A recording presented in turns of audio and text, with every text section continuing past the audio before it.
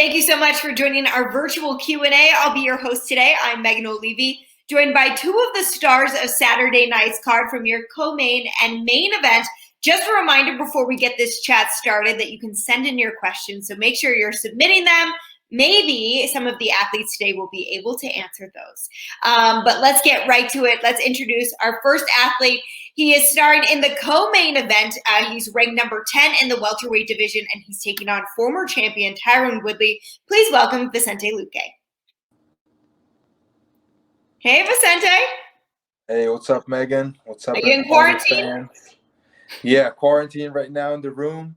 Gotta wait for the test, but just resting from the trip. I'm coming from Brazil, so a little bit of tired about that, but gonna have some good rest now.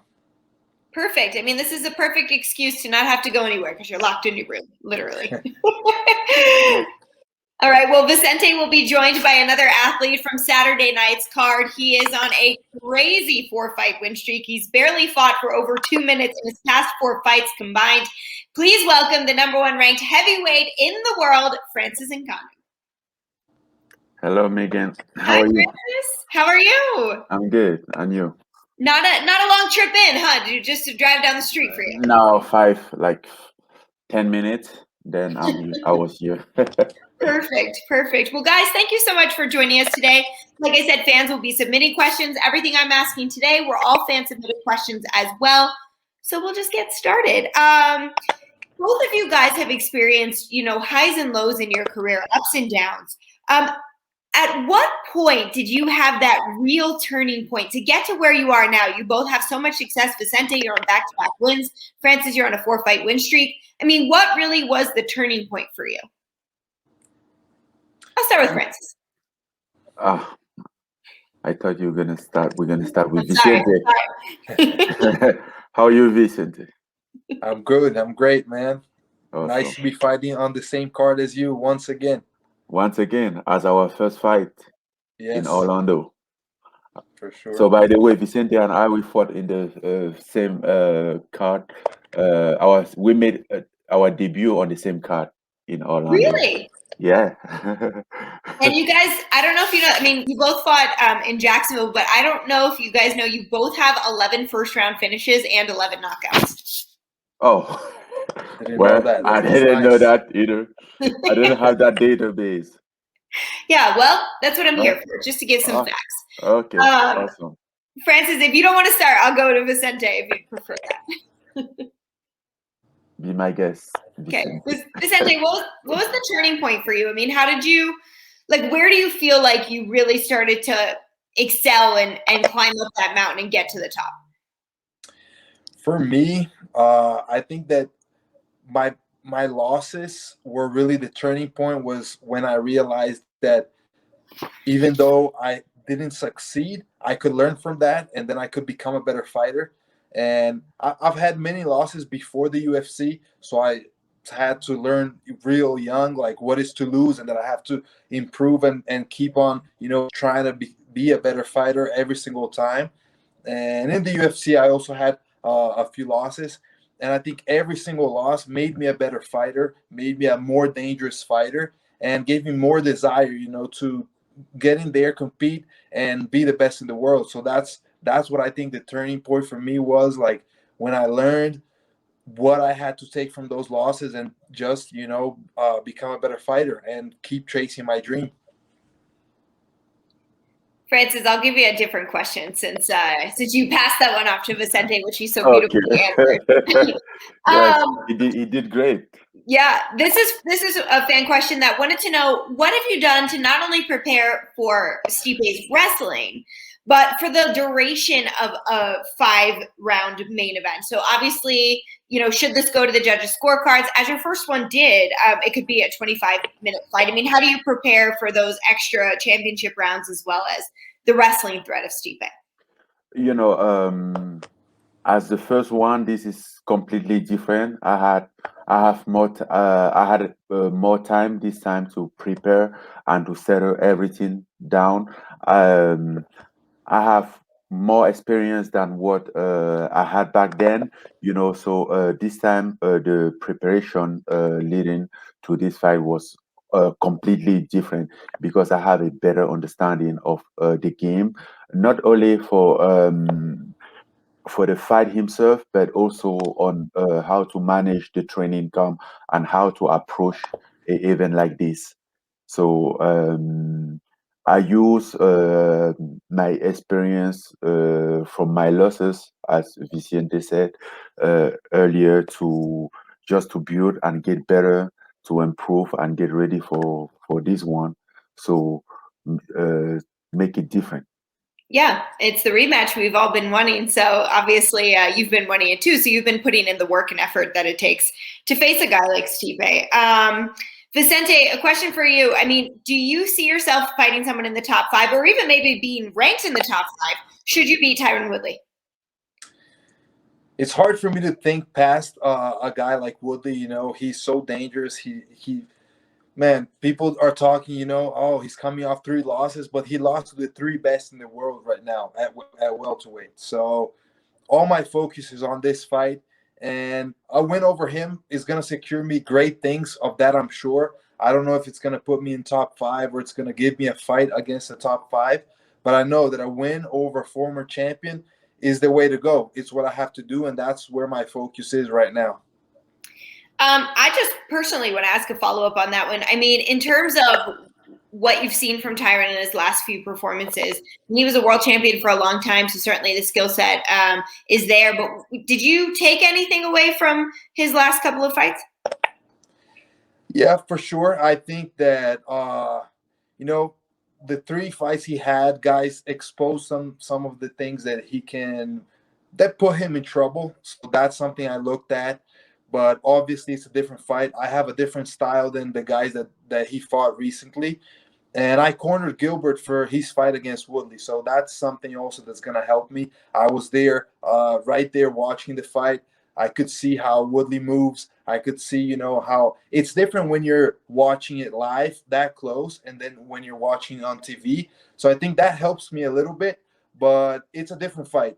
You know, I cannot just think that I'm going to go in there and do the same things that Gilbert, that Kamaru did to him, and it's just going to play out like that. I got to be ready for an improved Woodley and a really dangerous fighter.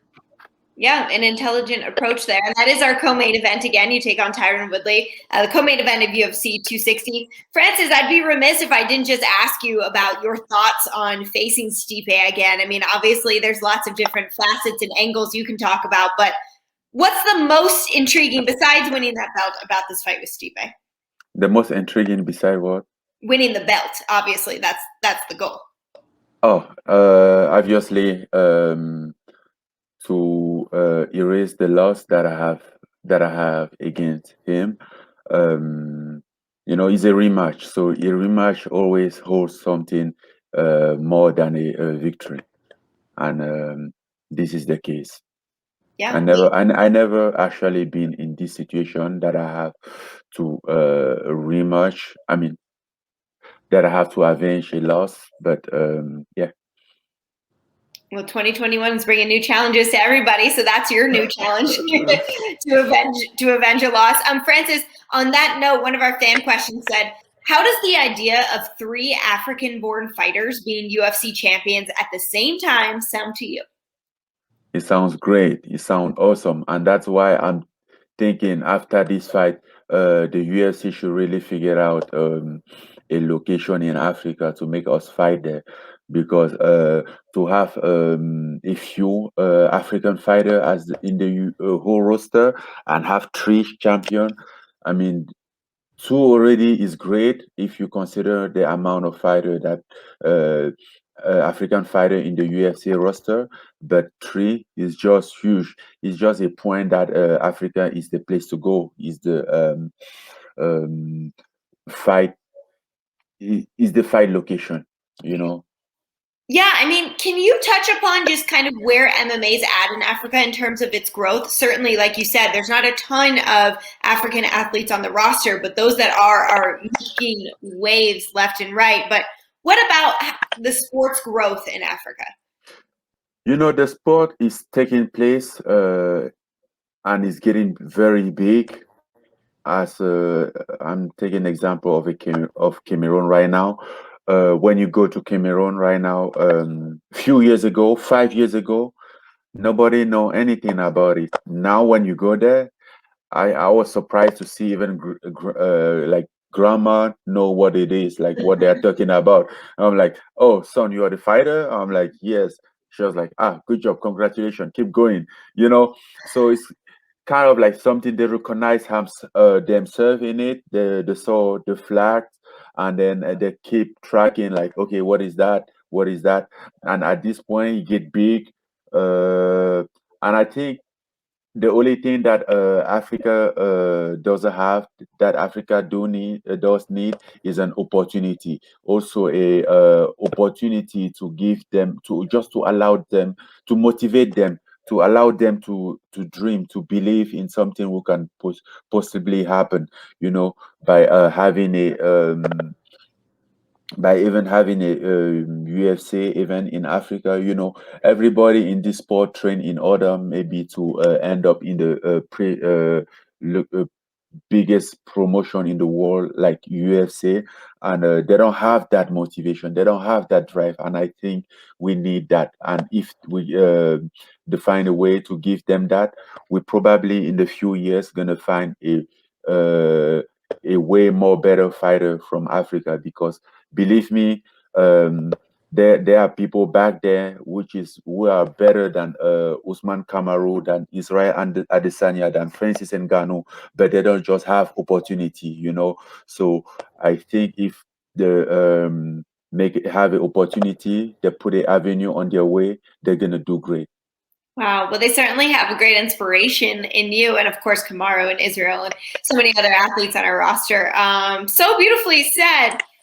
Vicente, our next question is for you. How do you balance? Oh, this is a great one. My dog even likes it. You hear? How do you balance wanting to be an entertaining fighter with your championship aspirations? I don't know. It's just my style. I've always fought this way. I'm not one to back off, back down from a fight. I walk forward. I like to pressure my opponent. If I see an opportunity to finish the fight, I'm gonna take it. And not every time I do finish the fight, but I'm not afraid of getting tired and taking a risk. I will take that risk. If I gotta pay for it, I will pay for it and then come back stronger and try to get a finish. My Barberina fight was like that. I tried to finish him off in the first. I ended up getting knocked down at the end of the first. Had a bad second round, but came back strong in the third and got the knockout finish. So I don't know. It's just my style. I don't know how to fight safe. People have tried to talk me into it, but it's not like I can't do that. I don't know how to do it. And overall, like I try to balance that with strategy, making a good game plan. And now that I know my style better, I can game plan to still be aggressive, but also have an intelligent approach in the fight. Yeah, that makes a lot of sense. But I've got to imagine it doesn't hurt when you earn all these bonuses, right? Like your style gets you so many extra checks. It's got to be nice. Yeah, for sure. That's a great part of it. People enjoy my style. That's something great. People always want to watch me fight, and getting the bonuses are great. Yeah, no, certainly. Extra 50 grand never hurt nobody. Francis, a couple of questions for you. This one, I will not be able to really speak about at all, so I'm just going to ask you, do you watch European football? And if so, who's your favorite team? No, really. I never really watched soccer. I watch it time to time. I know soccer. I like it, but I don't follow it. I'm not a huge fan. I mean, I'm still a fan, but I don't follow it. But like big event like World Cup, uh, African Cup of Nation, and then I'll watch that. Okay, fair enough. I had nothing to add to a soccer conversation, so I'm kind of glad that was your answer. I want to hear, somebody was asking, Francis, what does your fight day routine look like? So I think this is such an interesting thing because every fighter's different. Like, how will you approach Saturday? What does Saturday look like for you? Saturday, as Saturday you're getting closer. What I do, I just trying to stay in my room, as much as possible, staying by myself. And for some reason, I really have trouble to sleep. Like, I mean, I always have trouble sleeping, but he appeared that in the before the fight day, I always have trouble. So like, then I just stay in my hotel room the 5 days, 5 day, and just chill. I like to chill. I like that silence, that quietness. Be by myself, thinking. I mean, he kind of exhausted, but that's the way I go. I mean, I never really think about it, but as you are asking that, I think that's basically what I do all the time. Well, it is certainly working for you. So I would assume that on Saturday, that quiet alone time will be great for you. Vicente, what does your fight day routine look like? It's a little bit different. I don't know. Fight day for me is one of the funnest days. I train hard. I cut weight. That's something that I think it's a little bit different from Francis. He doesn't have to cut weight, not that much, maybe a little bit, because he's a big, really big heavyweight. But I have Oh yeah. a good weight cut, and so once I have to, like, from Friday to Saturday, that's the best night of sleep for me because I've been struggling with the weight cut. So once I eat and I'm stuffed of eating on Friday, I can sleep like a baby. I sleep really good, wake up Saturday morning, have good breakfast. I like to train in the morning, so I like to maybe 40 minutes of training, intense. I like to, sweat, open up my lungs, and then the rest of the day, it's kind of like Francis: stay in my room, chill, think about the fight, think about the game plan, what situations I can imagine like might happen in the fight. Sometimes I'll watch some videos of my opponent. I like to watch my opponent fight just to get, like, know his body language and kind of get used to that. And after that, it's go and fight and have fun. Man, so it's just so interesting to me. And then once you guys are in the building, everybody sort of has their own routine backstage. It's always such an intriguing thing to watch. Actually, speaking of being in the building, we had a question that I would love to hear both of you answer. Vicente, I'll start with you. You guys have both fought during the pandemic, and you fought obviously prior I'm to the same. So what is the experience like? How would you compare them, fighting for no fans, which is what is the normal right now, and then fighting at pre-COVID days with a crowd? I mean, do you have a preference, Vicente? I mean, can you even tell a difference once you're actually in the octagon? I can tell a difference. It's really quiet. I can hear the commentators. I can hear everybody in the octagon. So it's kind of weird. It's not a big deal. I can fight the same. I can go out there and do what I gotta do, but I hate it. I want the fans back. I love having the fans cheering. I love that, that energy. So I hope fans get back soon because I want to fight with a packed arena. Well, Jacksonville and Houston, we should be coming back with fans. Next month. Yeah, Francis, what's it like for you? Well, I can tell a lot about that experience, even though I have fought during the pandemic. My octagon time was so quick, so I didn't have to go through that. I didn't even realize what was going on. But I think like just mentally, if you think about it, then it take place. But when you don't think about it, it's just like normal day because when even when fans was there, even when fans were there, you wasn't thinking about fans. You was just going there, and most of the time, like trying to block them, not to listen to them, like just being like deaf. Yeah, So I think it's the same process for me. It will be the same process, but I'll see on Saturday. we'll see on Saturday. All right, this is our final question for both of you before we go to a little lightning round.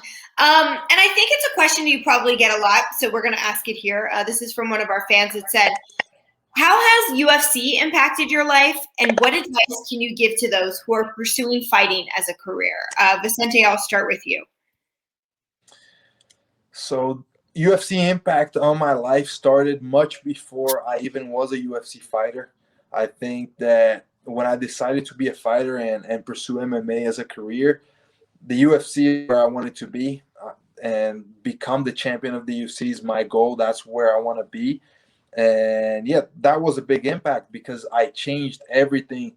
I got all my focus onto that, and my life started. Everything I did was in order to become a UFC fighter, and now it's in order to become a UFC champion. So that's how it impacted my life. And what I can say to newcomers, to people that want to fight MMA, just believe on your dream and be determined. You got to be resilient. It's not going to be easy, and it's for everybody. It's going to be different. Like, there are some things that are hard for me and not hard for others, but at some point it's going to be hard. And when you're struggling, that's when you have to persist and keep on going, because you can reach it if you really believe it. I love that. Francis, what about you?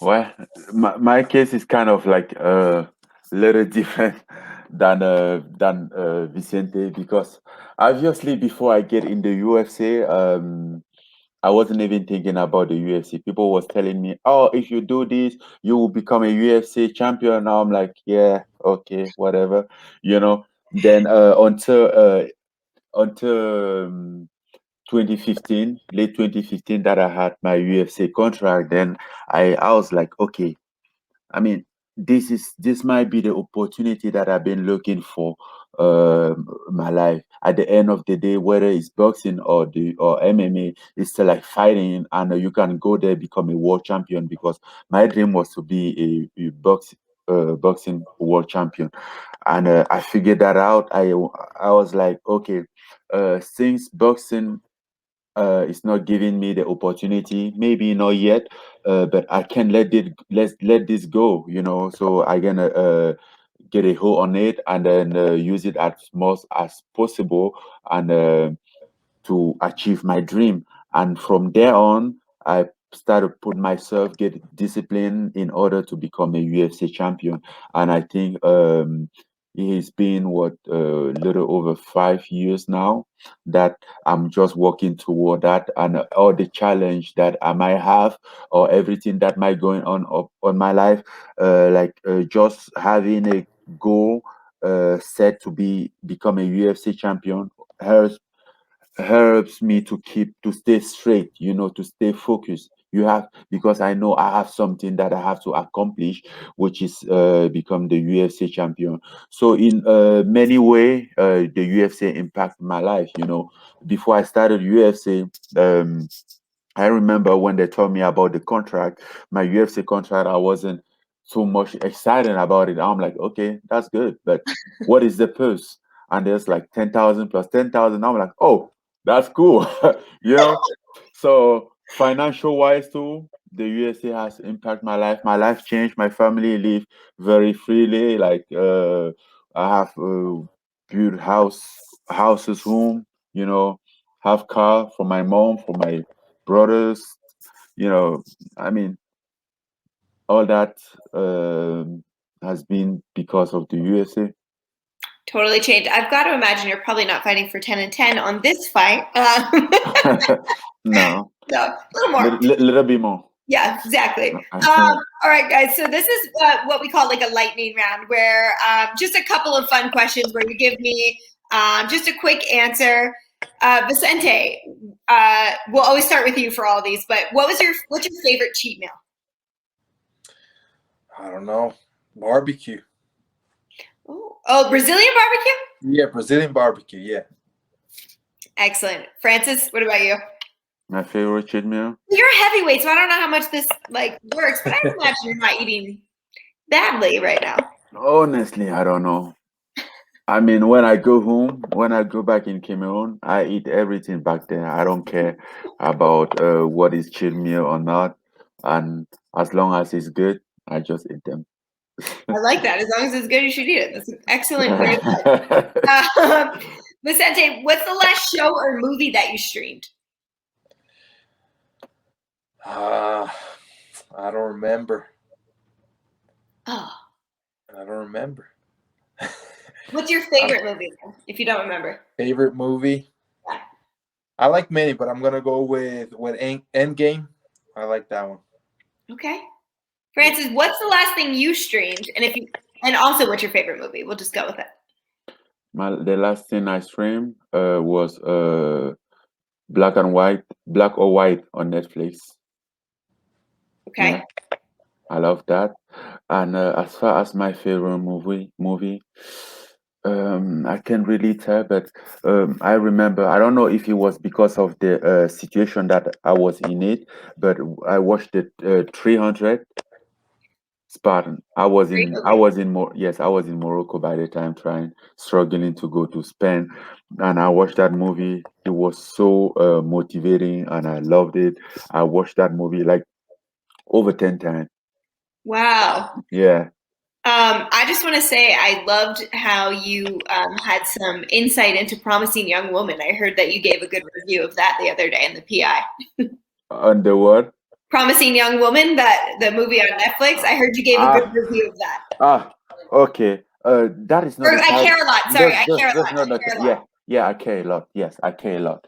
Yeah, I finally watched that movie to the end, but when I started that movie, like the first 5 minutes, I was so upset. Like I end up turning that down, like switching. Like I can't watch this. Like it would, if it was me, I would kill this woman. Like what is, you know, just get me upset. Then Yeah. I'm like, it's just a movie.